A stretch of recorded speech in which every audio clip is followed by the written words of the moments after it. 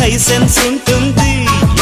బాగోదని కాదండి పాపం అటు చూడండి, మననే చూస్తే ఒంటరి కాళ్ళకి మనసేమైపోతుంది. కళ్ళను మూస్తే చాలు కనిపించరు ఇంకెవరు, కిందటి జన్మల మీరు తప్పక పిల్లి పుట్టుంటారు. అందరి ముందర హల్లరి సరదాలే. ఓ, ఓ, ఓ, ఓ.